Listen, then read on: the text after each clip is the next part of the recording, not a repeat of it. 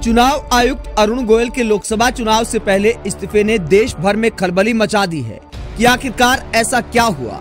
कितने बड़े चुनाव से पहले चुनाव आयुक्त ने इस्तीफा दे दिया और चुनाव आयोग के 3 बड़े पदों में सिर्फ एक मुख्य चुनाव आयुक्त राजीव कुमार बाकी रह गए।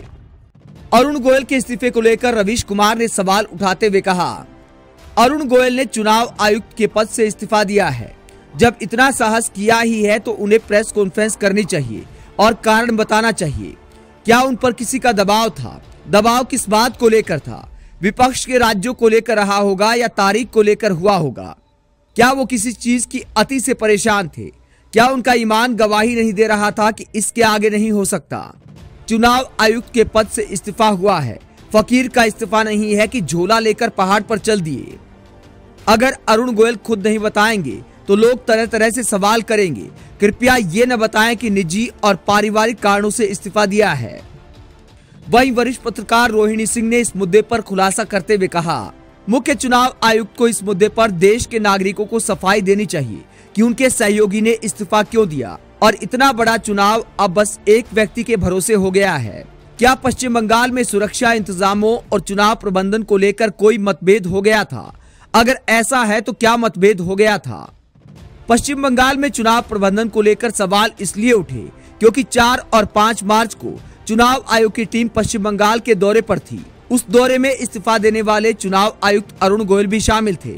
लेकिन अचानक 5 मार्च की शाम को कोलकाता में लोकसभा चुनाव की तैयारियों को लेकर हुई प्रेस कॉन्फ्रेंस में ये बताया गया कि स्वास्थ्य कारणों से अरुण गोयल इस प्रेस कॉन्फ्रेंस में शामिल नहीं हो पाए।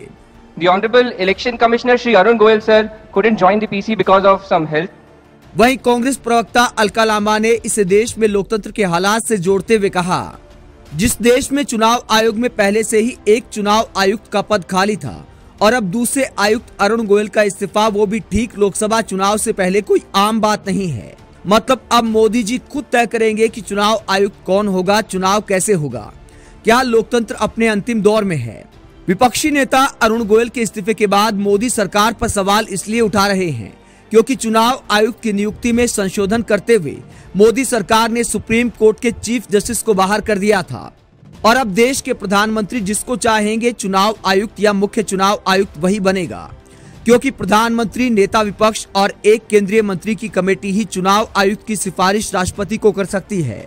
यानी 3 में से 2 लोग सरकार के होंगे तो पीएम मोदी जिसको चाहेंगे वही चुनाव आयुक्त बन पाएंगे। आप लोकसभा चुनाव से पहले चुनाव आयुक्त अरुण गोयल के इस्तीफे को लेकर क्या सोचते हैं? कमेंट बॉक्स में अपनी राय जरूर दें।